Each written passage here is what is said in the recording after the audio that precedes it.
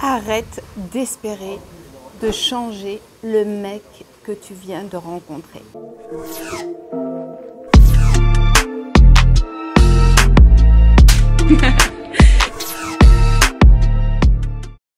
Bonjour, si tu ne me connais pas encore, je suis Karima Abbassi, je suis coach, entrepreneur, créatrice de la méthode Namaera et je suis là pour t'aider à prendre les bonnes décisions, à faire les bons choix et à être épanoui et créer la vie amoureuse que tu espères réellement avoir et que tu mérites bien sûr. Si ce n'est pas encore le cas, je t'invite tout simplement à prendre maintenant un rendez-vous soit avec moi ou un membre de l'équipe Namaera grâce au lien qui est sous la vidéo. C'est offert, c'est gratuit, c'est sans engagement, ça peut changer ta vie, alors vas-y, fais-le, n'hésite pas. Maintenant, oui, je suis autoritaire, mais parfois il faut l'être un petit peu, voilà, te donner le coup de pouce pour passer à l'action. Et puis surtout, pense à t'abonner, pense à liker, à partager, à nous laisser des commentaires parce qu'on adore ça chez Namaera. Ça permet aussi d'avoir vos retours, c'est vraiment important pour moi. J'aimerais avoir encore plus de commentaires, il y en a parfois et c'est bien, donc encore plus. J'ai eu envie d'aborder ce thème avec vous parce que j'entends beaucoup de femmes et encore une fois j'ai été cette femme-là donc je sais pertinemment de quoi je parle. Tu rencontres quelqu'un, voilà, c'est ton premier date avec lui, tu le vois, tu es là, tu te dis ah ouais il est pas mal, ouais pas mal quand même, il y a ça, il y a ça, il y a ça, sauf qu'il y a un mais c'est pas un petit mais, c'est un grand mais, hein. Donc le grand mais c'est premier date, deuxième date, peut-être quelques dates, peu importe. Le mais, c'est tu peux trouver que cette personne n'est pas assez engagée, pas assez présente. Peut-être même que cette personne t'a dit, hein, moi j'ai connu ça, ou d'emblée, hein, le mec me dit « Je te préviens Karima, moi je suis un mec hyper compliqué, je suis pas fidèle, j'ai plusieurs femmes, je peux pas me contenter d'une seule femme, j'aime profiter de la vie. Ok, et moi, je me dis, oui, il est comme ça jusqu'à maintenant, mais il va changer avec moi. Et oui, et je me suis embarquée dans une relation sans issue. Bref, donc tu rencontres, ça peut être ce cas-là, ou ça peut être, tu rencontres quelqu'un, tu trouves qu'il a du potentiel. Tu es là, tu le regardes, tu lui poses des questions, tu t'intéresses à lui, et tu te dis, punaise, cette personne-là, elle a vraiment du potentiel. Mais sauf qu'actuellement, elle n'est pas en train de les vivre, de les incarner. Et donc tu te dis, oui, mais peut-être à mon contact, je vais réussir à l'aider à se dépasser, à se transformer. Peut-être que tu le trouves triste, peut-être que tu trouves qu'il a des problèmes personnels et qu'il ne mérite pas ces problèmes-là. Et tu te dis, oui, à mon contact, il va grandir, il va se guérir. En fait, c'est là où tu cherches à changer l'autre. C'est-à-dire que certes, il y a des choses qui vont, mais il y a des choses déjà que tu rejettes. Et en fait, à partir du moment où tu les rejettes, donc tu n'acceptes pas l'autre exactement comme il est. Et en plus, tu te fais des illusions parce que tu penses et tu projettes la relation, tu projettes la construction et la pérennité de la relation sur un éventuel changement que tu es en train d'imaginer qui n'existe pas et qui peut-être n'existera jamais. Tu spécules, donc tu démarres mal déjà dès le départ en réalité. Et puis, il y a quand même un principe qu'il faut connaître, c'est que tu ne peux pas changer quelqu'un qui n'a pas envie de changer. Tu ne peux pas le faire. Parce que qu'est-ce qui va se passer à ce moment-là? Et c'est le cas quand je parle avec mes coachés, avec les femmes avec qui j'ai des bilans, et moi-même j'ai été cette femme-là, c'est que tu essayes de changer l'autre. Tu peux te rendre compte rapidement que ça ne fonctionne pas, ou bien tu ne veux pas le voir que ça ne fonctionne pas, donc tu investis du temps, tu investis de l'énergie, jusqu'au jour où tu en as comme ça, et tu te dis, mais basta, mais là déjà c'est trop tard pour toi parce que tu as donné beaucoup d'énergie, tu as donné beaucoup d'efforts, tu t'es beaucoup investi, donc tu as donné de ta personne, de ton temps, voire même plus parfois de ton argent, hein. Je vois pas mal de femmes aussi qui laissent des plumes financièrement et voire même qui sacrifient leur vie personnelle parce qu'elles sont toutes à cette relation-là, donc elles sacrifient leur vie personnelle, elles sacrifient leur carrière, c'est peut-être ton cas, hein, c'est-à-dire c'est-à-dire qu'elles se mettent de côté, tout d'un coup, tous les projets s'arrêtent et elles n'existent plus et tout est concentré, tous les efforts sont concentrés sur cette relation-là pour l'élever, la porter, pour aider l'autre, le compagnon, et jusqu'au jour où c'est l'épuisement total parce que il se passe rien ou il se passe tout le contraire, tu n'as pas de résultat. Et là, c'est plusieurs possibilités, soit tu claques la porte parce que tu n'en peux plus, soit tu t'effondres et c'est le burn-out. Enfin bref, dans tous les cas, tu y laisses des plumes. Donc, tu vois bien que c'est pour ça que je te fais cette vidéo, pour que si tu es dans ce cas-là, ou en tout cas si dans tes prochaines rencontres, il y a une part de toi qui serait tentée de te dire « je vais changer l'autre », c'est une illusion. Arrête tout de suite, ok? Ça ne sert à rien. Comme je l'ai dit précédemment, déjà, premier principe, c'est que l'autre, tu ne peux pas le changer si lui n'a pas envie de le faire. De deux, ça veut dire que déjà, tu n'es pas dans un amour authentique parce que déjà tu n'aimes qu'une partie et tu rejettes l'autre. Une rencontre, c'est pas ça.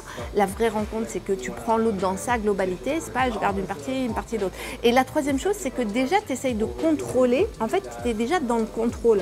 Or une relation qui est dans le contrôle ne fonctionne pas parce qu'un des deux à un moment donné va se rebeller ou va rester passif. Dans tous les cas, tu n'obtiendras pas les résultats auxquels tu as aspiré et dans tous les cas, c'est toi encore une fois qui va payer les conséquences. De toute façon, une relation authentique n'est pas basée sur du contrôle. Un des principes quand même d'une relation, c'est que chacun soit libre d'être et de faire en rapport à qui il est. Hein. Toi, tu as envie qu'on respecte ça chez toi, donc à toi aussi de respecter ça chez l'autre. Donc, conclusion, ton approche n'est pas bonne.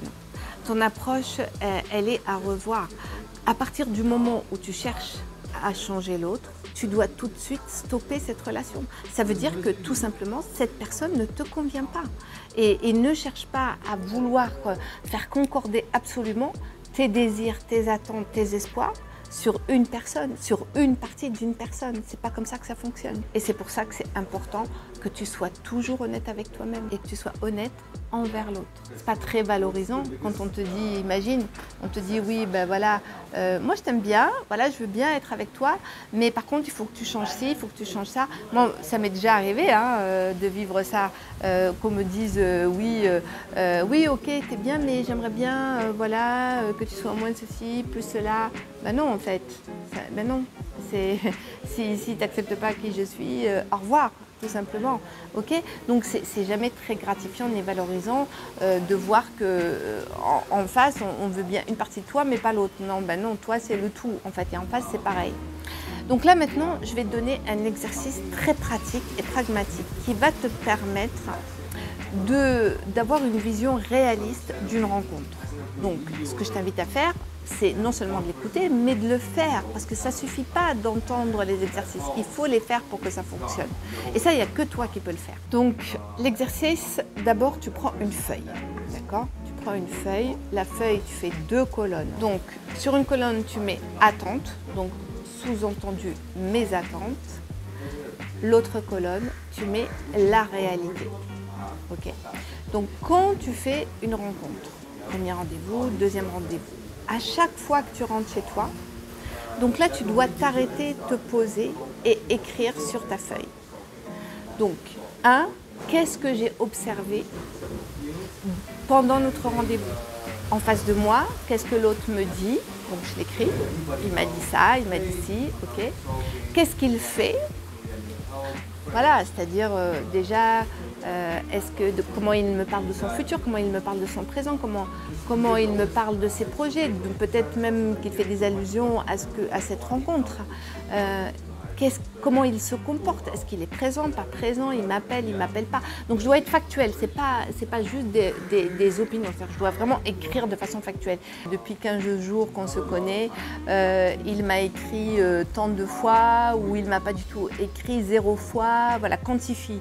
Il m'a proposé de nous voir tant de fois, voilà, vraiment sois réaliste. Ok, qu'est-ce qu'il dit, qu'est-ce qu'il fait, comment il se comporte. Donc note des choses précises, d'accord? Pas, encore une fois, je répète, pas ce que tu penses. Je pense qu'il est comme ci, qu'il pense ça, qu'il est comme ça. Non, non, non, ce que tu observes, ok? Vraiment ce que tu observes.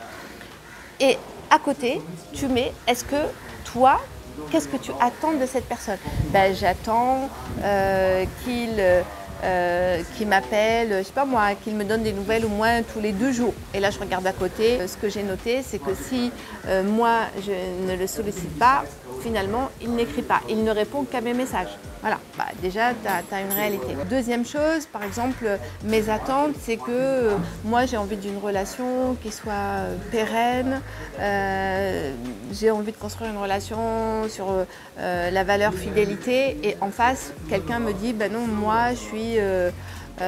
j'aime bien les multi-relations, polyamour, je ne peux pas me contenter d'une personne, je ne suis pas prêt à m'engager. Paf, voilà, ça c'est la réalité. Et à la fin, une fois que j'ai terminé, maintenant tu relis ce que tu as écrit, tu prends du recul et tu fais un récapitulatif, une analyse. Est-ce que mes attentes correspondent à ce que je vis? Oui, non. Ok. Ou peut-être que ça demande des précisions. Donc dans ce cas, si ça demande des précisions, des confirmations, alors je peux donner la chance, hein, attendre. Enfin, attendre en étant dynamique, par exemple en posant des questions, mais des questions ouvertes, pas des questions fermées. Et j'observe, mais encore une fois, dans un délai, dans un temps. Parce qu'un homme qui a envie de s'engager, un homme qui est clair, il le dit, il le manifeste assez rapidement, c'est assez visible. Si tu vois que c'est quelqu'un qui n'aime pas la nature alors que toi tu aimes les randonnées et que tu lui as proposé 3 fois et 3 fois il te dit non, là ça va être un problème pour toi à long terme. Ça veut dire que tu vas devoir faire un sacrifice ou tu vas te sacrifier ou bien tu vas t'adapter à l'autre pour lui faire plaisir parce que lui ne supporte pas que tu le fasses. Donc ça, c'est à voir. Est-ce que la réalité est compatible avec tes envies? Par exemple, si tu as quelqu'un de jaloux et de possessif, comme j'ai pu l'entendre encore très récemment lors d'un bilan, donc le compagnon qui ne supportait pas que la femme puisse avoir ses propres activités, donc elle a dû renoncer à tout. Est-ce que tu as envie de renoncer à tout? Donc une fois donc, que tu fais le parallèle entre les deux, tu prends du recul et tu te dis, ok, là c'est important de faire un vrai choix par rapport à toi.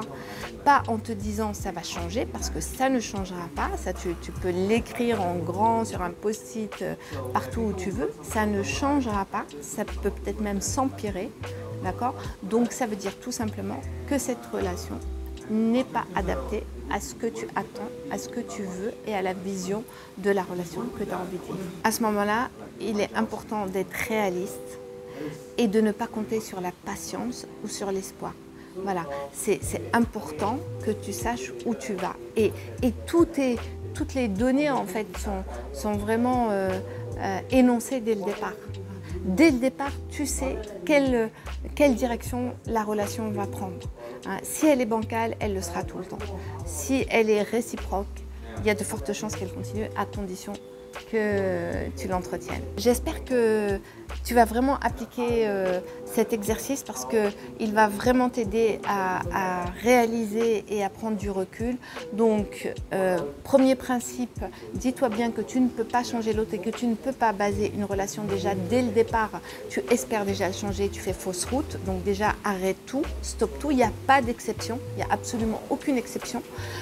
Et la deuxième chose, quand tu as des doutes, fais cet exercice, prends du recul et sois plutôt le plus réaliste possible et n'aie pas d'hésitation, tranche. Voilà, c'est non négociable avec soi-même. N'hésite pas à me laisser tes commentaires, à me dire si tu as fait l'exercice, comment ça t'a aidé. Et puis, oublie pas, aujourd'hui c'est ton jour de chance, tu peux transformer le plomb en or. Alors vas-y, n'attends pas, prends ta vie amoureuse en main, sois créatrice de ta vie et ça commence par réserver ce bilan. Pense à t'abonner, pense à liker, pense à partager évidemment. Je te dis à très vite.